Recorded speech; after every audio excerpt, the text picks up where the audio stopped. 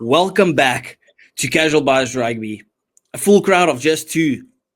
Jake, we're going to do our final video on the Six Nations, whether it's happy or sad, right? We're going to discuss all the takeaways of the Six Nations, go through every single one of the teams, talk about kind of what our expectation was kind of versus the reality of it. And then just for the fun of it, for the people out there, we want you to comment your top 15 of this tournament, because we'll also chat about it, our team of the tournament. Jake, welcome back. How are you feeling? Yeah, I'm good. Obviously, it's the last Six Nations video, probably one of the last. So has had the two best participants of the fan forum on it to really, just focus on the special bits. But yeah, I'm good. Excited to go through it. It's crazy to think how Jake started off as the shy guy, and now he's like the most cocky bastard in the world. It's ridiculous. I wasn't shy. No, fair enough. You always had a little attitude. I don't know where it comes from, but goodness. I like it, though. It's good. It's good to have confidence. It's at least you're a proper fan. You're not just saying dumb shit. That's fine. It's nice to know I have an admirer here. Well, let's not push it. Okay. That's crazy. That's wild to say. Retract it immediately. I'm sorry, Mr. Casual. There you go.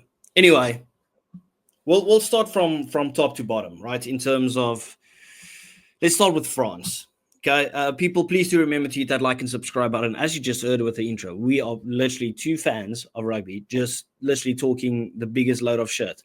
So, yeah, if that's your type of thing, like and subscribe to the channel. Go to Jake's YouTube, go to his TikTok, and go show him some love and support there as well. The bro's grinding it out. Anyway, France, we spoke about it yesterday. Can you really fault any of their performances? I know they lost against England. Now, my expectation was them to finish second, but not in terms of like in a bad way. I just thought Ireland will be too strong at the Viva, knowing they have to push for 3 in a row. But they were just so good. What stands out is obviously how clinical they were. And even in that England performance, in large patches, you could have felt like they dominated the game, or they at least put so much pressure on England, obviously butchered their chances. But let's say they got it over the line against England somehow, right, with those opportunities. Would this have been the perfect Six Nations? Yeah, of course. I mean, obviously they had such a successful Autumn Nations and a lot of sort of promising signs there. I think in England, they just sort of, as you said, they dropped the ball a lot, and they didn't put Marcus Smith under pressure, which the Welsh did last game. But yeah, I mean, they've won 4 out of 5 games. I was saying it just for the Ireland game, like, this could be the biggest game since that quarterfinal loss to you, because they have to win something here. They're going like a golden generation. Yeah. It's been a few years. Then they pumped Ireland, so I think fair play to them, and they deserve a lot of credit. Yeah, and I don't know, do you feel the same? Like, it's not like they even went without controversy, right? Like, we obviously know about the injuries to Ireland and stuff, but they missed players, right? You talk about the fact that Dupont got injured in their massive game. You talk about the fact that Intermac got banned for 2 or 3 games, right? And they had to play some players out of position, guys that weren't necessarily on form, as we know they are, like the likes of a Gregory Aldry, and he looked like a world beater. He looked absolutely unstoppable. Even youngsters coming through. Just like all around, it just clicked for France. And I'm not trying to suck France off or anything, but at some point you just got to give them credit, where it's like they were just brilliant. They were absolutely brilliant.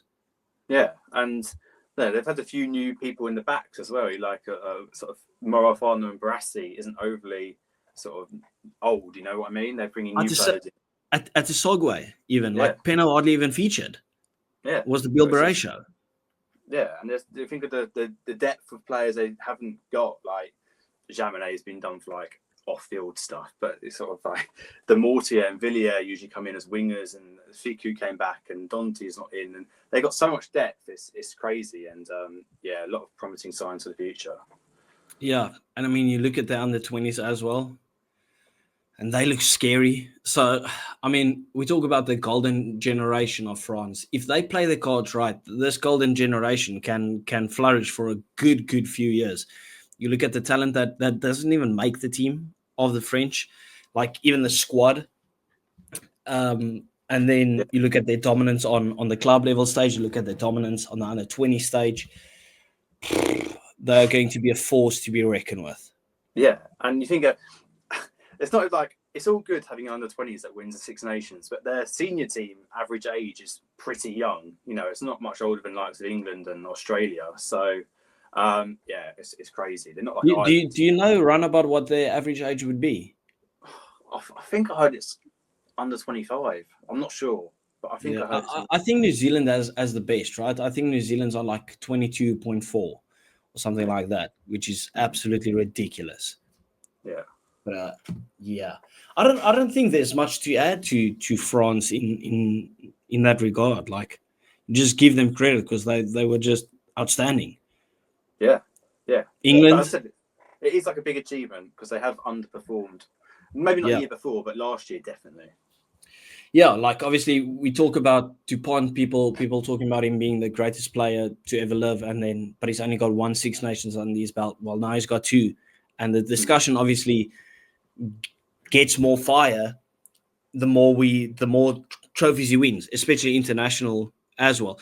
Did you see the quote or the quotes of Roman Intermac where he said like he doesn't mind missing the top 14 final for them to travel to New Zealand? Do you think if more players, I saw, was it rugby? No, I don't think it was Rugby Boss. Might be Ball Carrier that actually posted it today, of him stating that. Do you reckon if more players from France come out and say that, they'll actually allow them to send their strongest team, and then potentially, because obviously what a year it would be for the French to win the Six Nations and then travel to New Zealand and make history there as well. And obviously they want to give themselves the best chance to do that. Absolutely. Like people talking France, the clubs have the power and not the federation. But ultimately the power is with the players. If the players want to go to these Southern Hemisphere tours, then the clubs can't really stop them. So this culture in France has got to change where they have a clash. I just think they should be travelling to these testing nations in the south. I mean, that's kind of what we look forward to. Imagine you have the British and Irish Lions and France at the same time. How sexy would that be? Yeah. Anyway, let's move on to England, your team.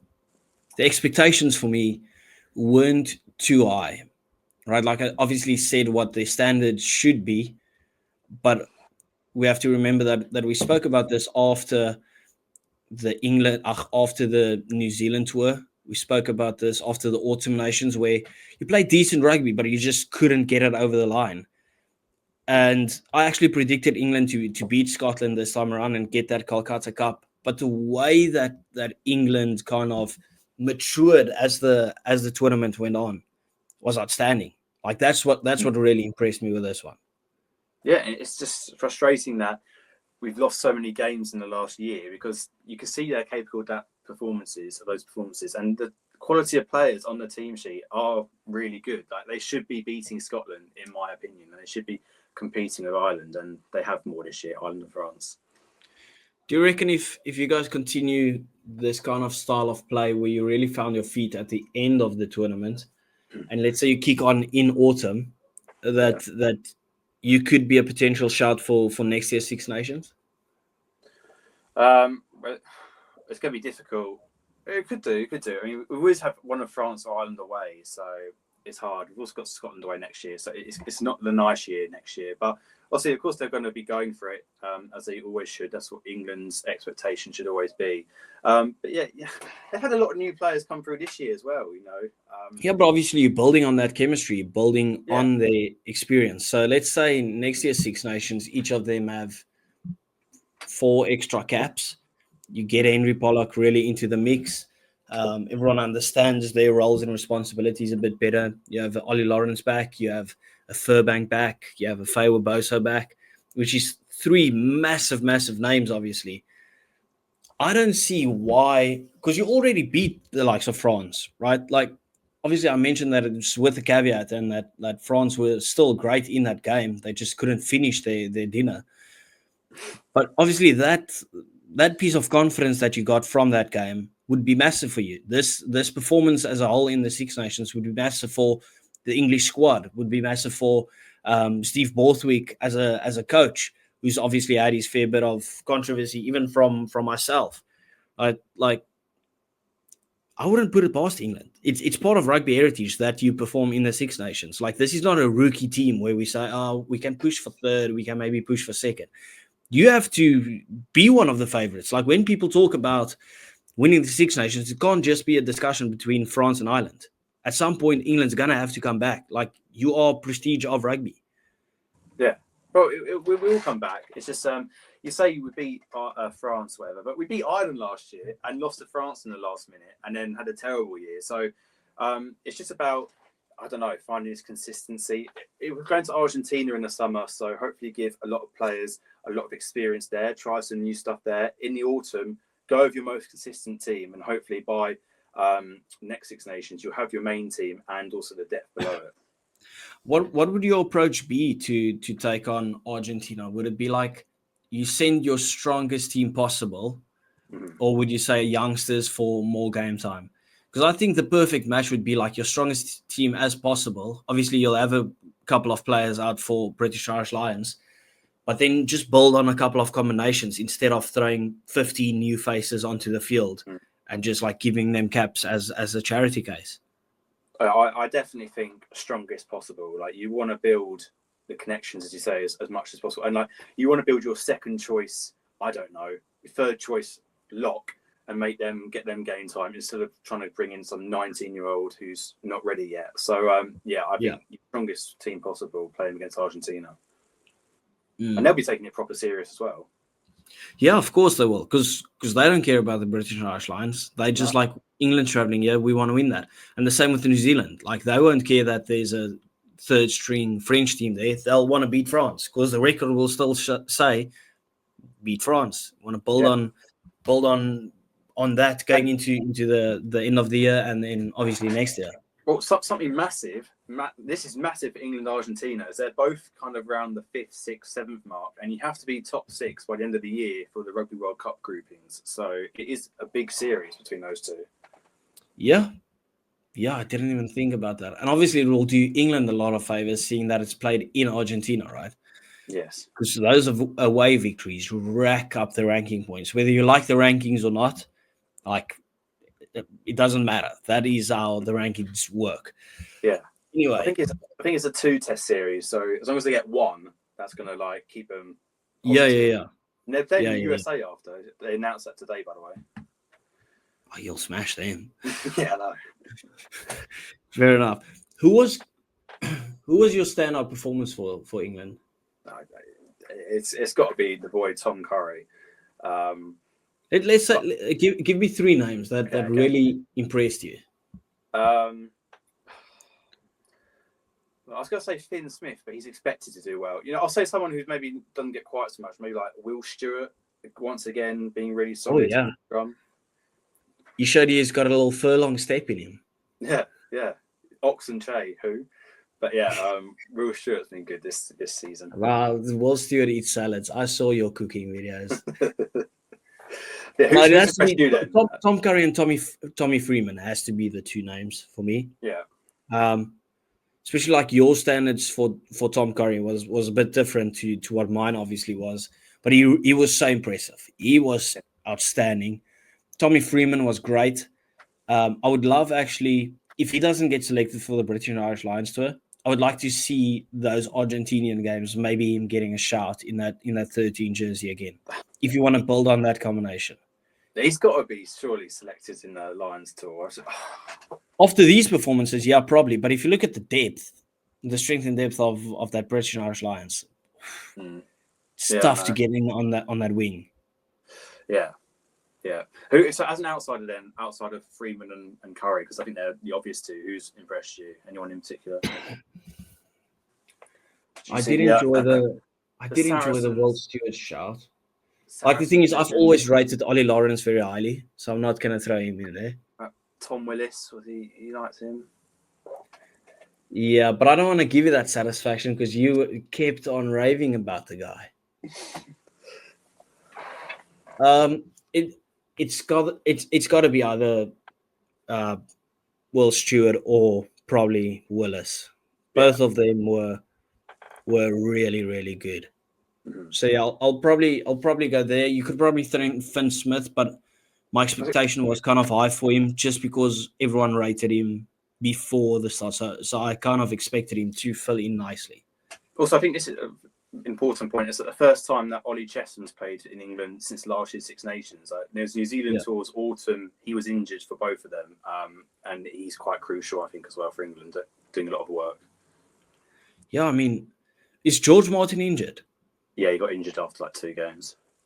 Yeah, it's just like you don't even miss George Martin. That's just how nicely Ollie Chessum slotted in. Yeah, because I think once you lose one of them, who you bring off the bench as a step down would be like a Ted Hill, Cunningham South for me.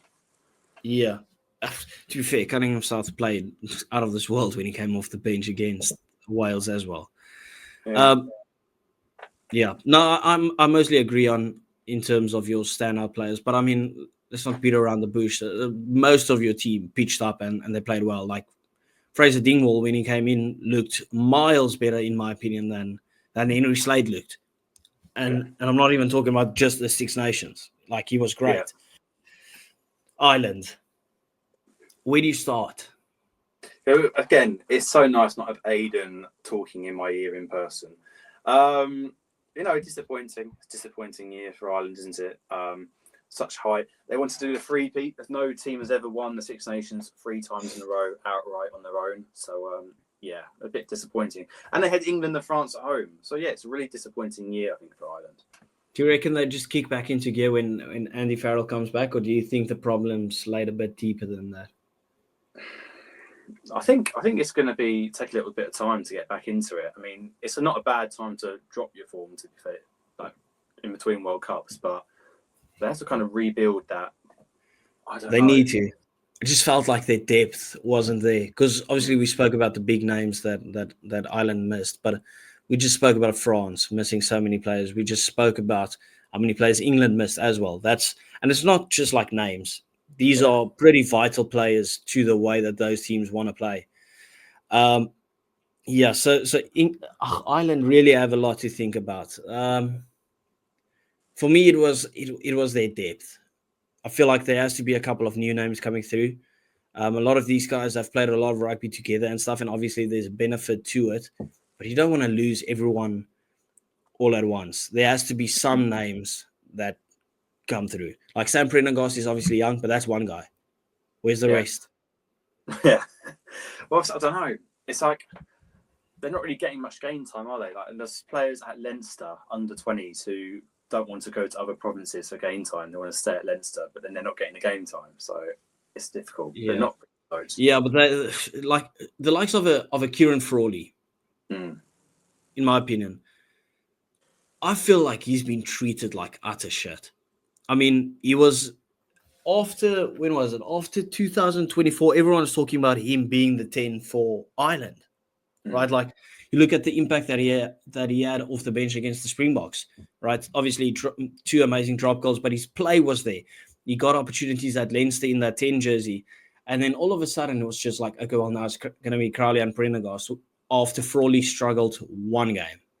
Yeah, I mean, you could argue Crowley's been harshly treated this year as well, wasn't he? Yeah, of course. But I mentioned that yesterday, where it's like, even if Prendergast played well, right? Like, obviously, it was a good thing playing him game after game. But the fact of the matter is they didn't even replace him and give Crowley a shout. So Crowley's confidence is probably on the ground alongside some pig shit, because that guy played 12 and 15. And in the final game, he played 10. And what's your expectation going to be of a guy that's feeling pretty low on confidence, that's feeling like, I just lost my spot without even having a proper shot at it? Like, are you really going to think he's going to set the world alight? Maybe he could have, but that's tough. And I feel like that's the same thing with Marcus Smith.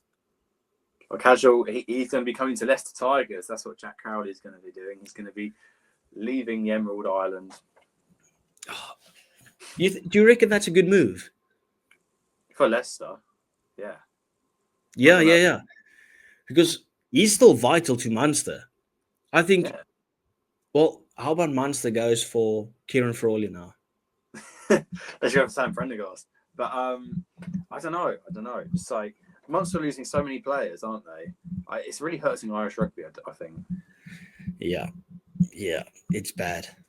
It's bad. Yeah. But I just think if you have three guys fighting for the jersey, have them all three play for different teams. Not in the Stormers. We need Marnie, Damien Willemse, and Sasha. Right? So I don't care. Like, obviously, as a Stormers fan, I don't want that. But if you think, like, for the Box, if you have the guys competing, Andre Pollard coming back to the Bulls, you'd want Pollard, Sasha, Marnie, all of them playing for different teams to stand out for those different teams, to really get those opportunities. Because now it looks like, oh, well, the one can't even start for his franchise team. Then it gets to that point where it's like the Jaden Hendrickson versus Grant Williams discussion. And it's like, well, the one's on the bench for the other one, and both of them are Springboks. This is just a bit weird. But anyway. But at the same time, they did only lose one game. Were there any particular Irish players that you thought were impressive? No, there's more Irish players that I felt didn't necessarily play as well as they should have. The one standout for me somehow, I don't know why this name pops to mind, is kind of Finlay Beam, where it was like, obviously it's a massive loss, Tadhg Furlong, but Finlay Beam wasn't bad. Obviously scored a try against no, it got ruled out. My bad. But it didn't feel like they missed Tadhg Furlong. Maybe that's because Furlong hasn't been on form for a little bit. But if you look at Dan Sheehan, wasn't on his perfect best as he usually is. Not that he was bad. Same with Ty Byrne.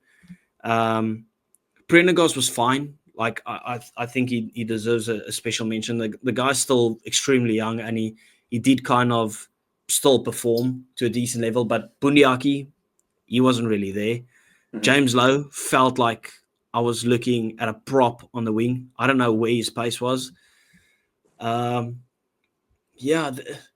It's tough to really call any standouts because we said it yesterday, like the big names didn't really pitch up. Kalen Doris. And I'm not trying to be rude to Ireland. It's just how it played out, because you have to judge it on kind of how it played out at the end. We can say all of them were good in that game against England. They were good in the game against Scotland, but that's it. Yeah. No, I agree. Jack Onan. Wow. He was brilliant. I don't know what else is to say. It's like lots of them performing well at Leinster. You've seen them in big Champions Cup games. Like Jimmy was raving about Josh van der Vlieren, and this tournament they've just been quiet, in my opinion, in the sort of big moments. It's disappointing. Yeah, in the end, facts don't care about your feelings. Like that's the crux of it. Like Ireland and Irish fans will agree that they just didn't pitch up, and that's basically it, right? Scotland, same old. Can you add anything else? Can we rewind to this clip of me right at the start of the Six Nations saying, once again, they will finish in the 4th place, even though it's always their year, they'll finish 4th again. Yeah. Now, it's tough to say something nice when it's rinse and repeat every single year. We said it yesterday. There needs to be some change. It's not like they are France with all this squad depth and future generational talent coming through the door. I'm not saying they don't have any very good talent or anything, but this is their generation. And something needs to change so that they can have something to show for it.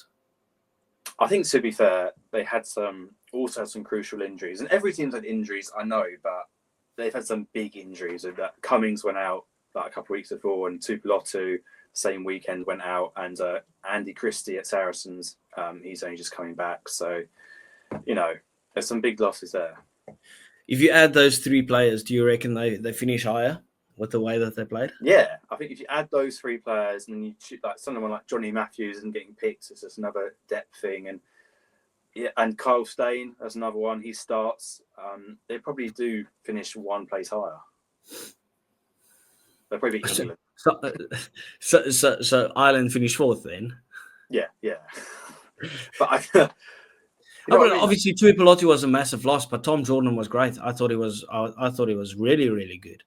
I think it was good that we've seen like new players stand out for Scotland this year. Like Kinghorn really stood out. Like he wasn't just a Stuart Hogg replacement. He was like, fuck, he is the man. And then you got Tom Jordan, as you said, and Darcy Graham played quite well against big teams. And Jamie Ritchie had a good season. So campaign. Yeah, Jamie Ritchie is a shout because obviously we know how good he was, but let's not act like the guy wasn't on a proper drop off. But then this kind of just rejuvenate or refueled the guy to play some scintillating rugby. What was it? Was it that game against England where he was just like unstoppable? Yeah, Jamie I know. Ritchie. And then he kept doing it, to be fair to him, the other 2 games after. Yeah, he was good. Yeah. He's I got don't such have a too much to add punchable to Scotland other than there either needs to be a change in coaching staff or there needs to be a drastic change in the way that they approach games because they've got all the talent, but it's just not happening. It's Would just you not. change, would you change the coach? Yeah. Okay. Who would you get in? I would have changed the coach before that. Nothing against Townsend, but when you have had all of these years with these opportunities and it's the same thing over and over again, like it doesn't help you keep making the same mistake. Like that's just foolery. It's one of the most famous quotes in the world. It's like make the same mistake over and over again, whatever the quote is, right? makes you a fucking idiot, right? It's just stupidity.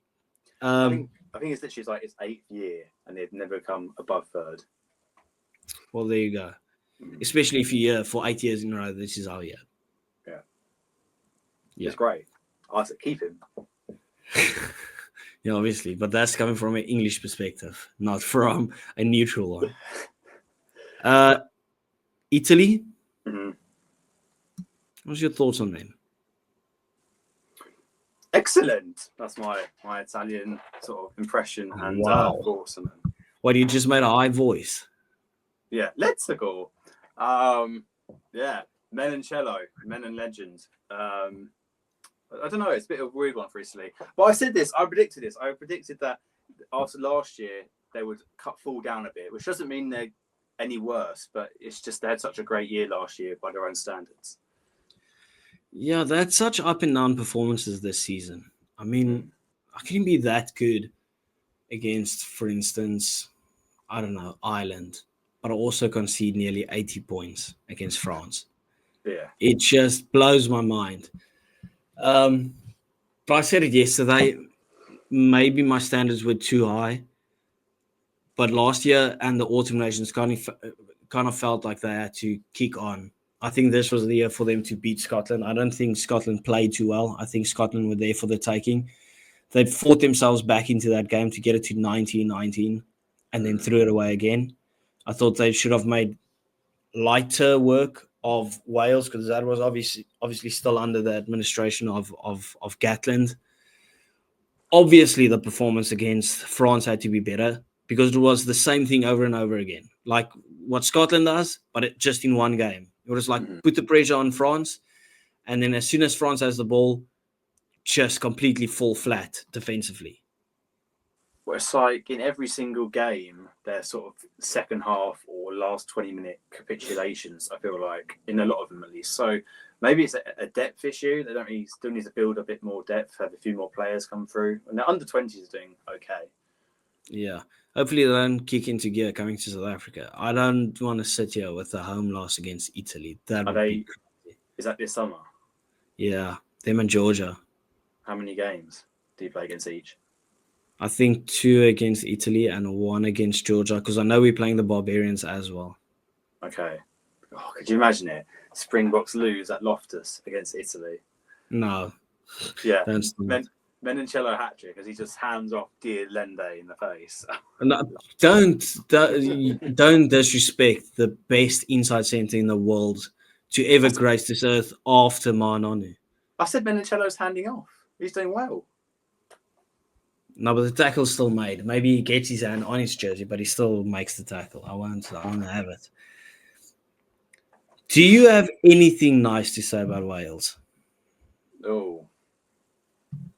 You know, like, I went to SeaWorld once and they put on a good show. So, yeah, I don't mind some Wales, but that's about it.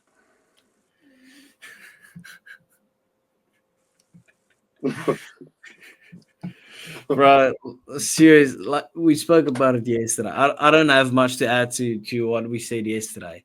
I was begging and pleading for more than a one-off performance against Ireland. That was the epitome of a one-off performance. Yeah, I don't know. Sorry, I remember your exact words were begging on my knees for Wales to turn up. But, No, don't make the same joke twice. No, I'm just saying you deliberately changed the quote to make yourself look better. Yeah, I know it was just disappointing, wasn't it, for Wales, because it was their big game against their rival, not our rival, and yeah, it didn't really show up. Yeah, you don't lose to a rival with nearly 70 put on you. Like, that's crazy.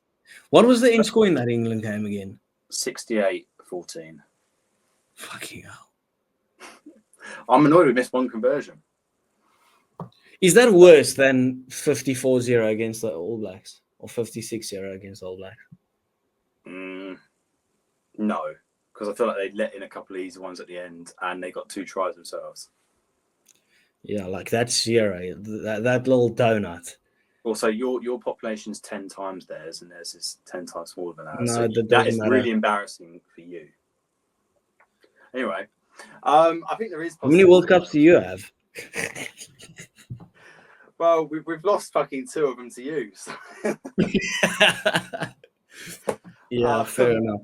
No, for Wales, just to wrap up what we said yesterday, it's they just need to find the coach that they wanna go forward with, whether it's this one or if they want to switch, and then they need to build on a new team, get some youngsters in, get them some game time, rotate the team a bit, understand who you want in the team first. Like Jack Morgan's obviously going to be there, the likes of a Will Rowlands and a David Jenkins, right? Like those guys. Max Llewellyn has to be there.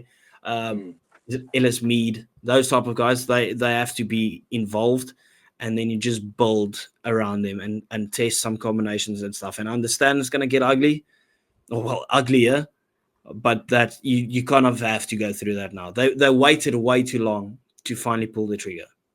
Yeah, but I said that the under-20s beat us and Ireland under-20s, so it's but those under-20s in 4 years, they are 24, and like 24 is still very young.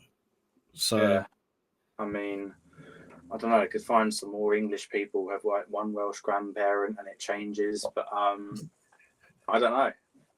They just need to get a coach. That's what they need to do next. They need to get an actual coach and just build their own style of play. What are you saying? Gatlin's not an actual coach? Yes, that's what I'm saying now. No, would you take him at the Stormers? Fuck no. Bro, don't ask silly questions. That's crazy. No, he's done. He's done. Like, I wouldn't say it's reputation ruined, but he damn sure pushed that line very close. He might be over the line, but I'm just like, retire from rugby completely, not in a disrespectful way. Just say, okay, it's done. I tried it again. I should have been done. I am done now. Yeah. Respectfully. Let's quickly fly through our team of the tournament. Okay. What are we doing? We agreeing on each position or what? Yeah, let's try to agree. Obviously, I'm not good. Maybe you have better shouts than me. 1, 2, 3. I've done my own team in the tournament. So if you want to watch that whole video, check out this lovely YouTube page. But no self promo. No, sorry. You go first. No, I'm kidding. Go support Jake. Who did you have in your 1, 2, 3? I had watched the video, but it's Will Stewart. I can't remember. Dan Sheehan. Dan Sheehan, in my opinion, still takes that too.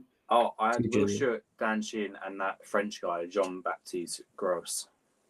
Yeah, it's hard to fault that. I thought maybe one of the Scottish boys could get in there, but they did not perform really that well. Yeah, I'll just agree with you in terms of that. You don't want Beelum in there over Stewart, anyone? No, I'd have Beelum maybe as a second choice, but I was impressed by Will Stewart.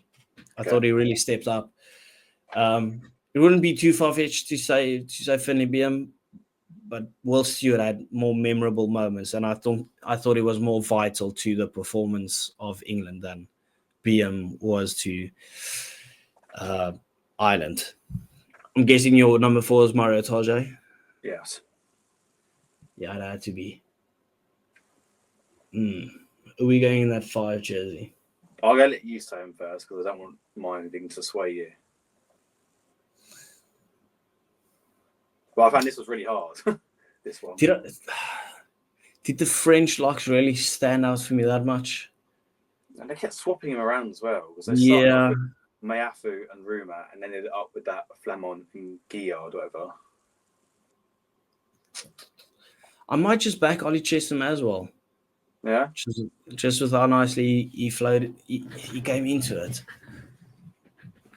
Let's go Ollie Chesham. I think that I went with Daffy Jenkins, but I can be persuaded to get rid of that.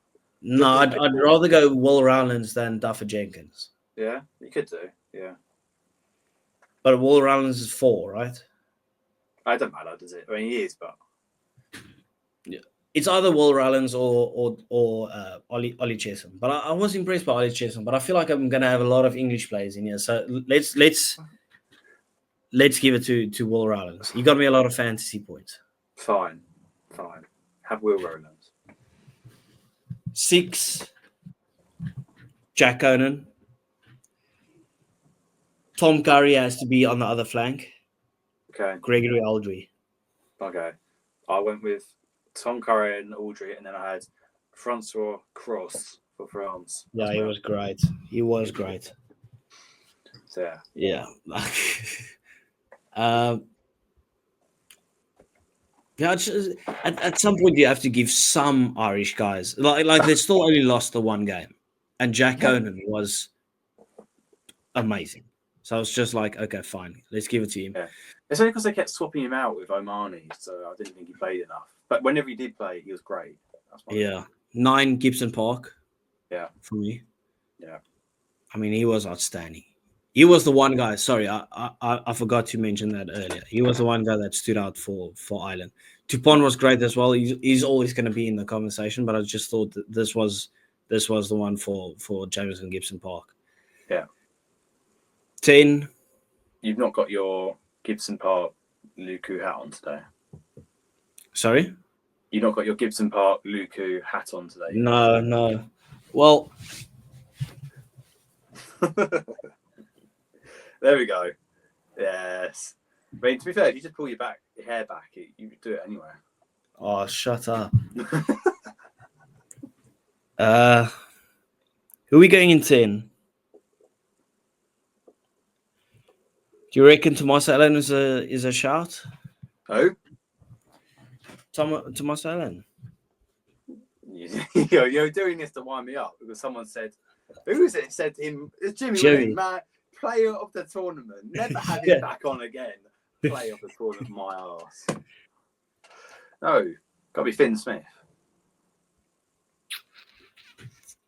Stop thinking about it. Probably. Yeah, I can't pick one of the French guys because they just split it between Intermac and Thomas so Ramos. You have to go for either your friends Prendergast or Finn Russell. No. It's got to be Finn Smith. He's also won the Man of the Match awards, and I wouldn't say it was far fetched to give him the Man of the Matches as well. Yeah. So let's keep it at Finn Smith. Menoncello gets inside. Well, I'm gonna choose 2 inside centers. I don't even care. Okay. Give me Menoncello and Mofana. Oh, okay. I thought you were going to go Aki or someone. No. Mofana was so fucking good. Like, he was sensational. Ollie Lawrence would have had a shout, but obviously he got injured. Mm-hmm. But those 2 guys just pitched up every single game. Yeah. I thought Hugh Jones is obviously a shout as well. I thought Hugh Jones was good as well. But yeah, Brex is always good. So yeah, shame he's quite old. I miss him.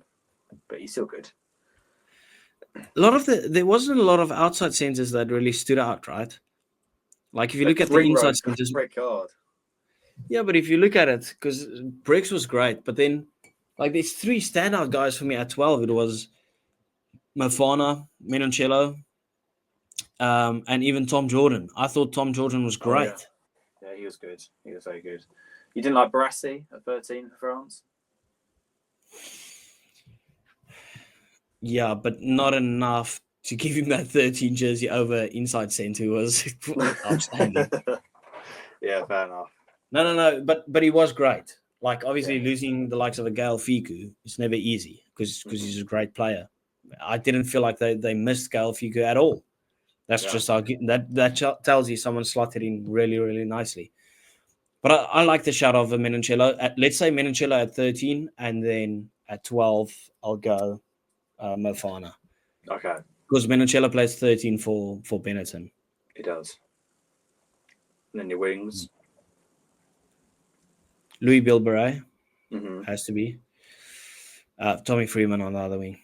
Okay. That's pretty plain and simple. Some people mentioned who's the other one? Like Lowe, James Lowe, maybe? No. Get that prop in the prop slot. And who's your 15? Surely. Tomo Ramos. Yeah. You're joking me. You're joking. Look at you. You can't hide it. You haven't got a poker face. I'm not going to choose Marcus Smith. I wasn't saying Marcus Smith. Who are you going for? Kinghorn. Oh, Blake Kinghorn. Yeah. Oh, my goodness. Screw it. I'm going Blake Kinghorn at 15. Tomo Ramos at 10. Thomas Ramos at 10 over Finn Smith. Take that back. Take that back right now. That's just disgraceful. I can't do this team without Tomo Ramos in it.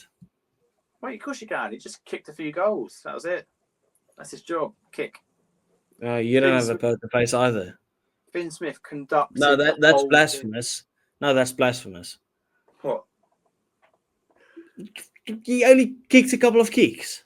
Yeah, that's his job. It's just to like kick 50 meters, and then if Ireland scored that try under the post, it would have been game on. But an interception from Tomo Ramos, big game, big moment. No, that was all on Prendergast. That was nothing to do with Thomas Ramos. Prendergast being read like a book. Yeah. Finn Smith conducted the English attack. He made more tackles than passes. Well, yeah, and Thomas Ramos made more missed tackles and kicks. Missed tackles and missed kicks. Yeah. Okay. Fine. Whatever. No, I'll leave it to the comments to choose between. It's probably Finn Smith because obviously Ramos played 1 or 2 games at 10. So I'll give it to Finn Smith. It's tough to leave out Tomo Ramos. But Blake Kinghorn, I mean, the guy was nominated for player of the tournament, so fair enough. How do you feel about that? Because they were all forwards who were nominated. Bit ridiculous, I think. No, it's crazy. It's crazy. Because, in my opinion, it goes to it would have gone to Louis Bilberet, in my opinion. Mm-hmm. But if you look at the way that Tom Curry played, to not have him there feels tough. To not have the likes of a Gregory Aldry there is tough. Like, I feel like, I don't know, like Menoncello or Freeman are slight sympathy votes. I don't know.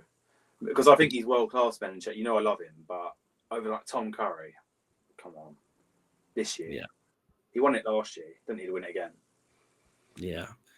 You reckon Louis Bilberet takes it? Yeah.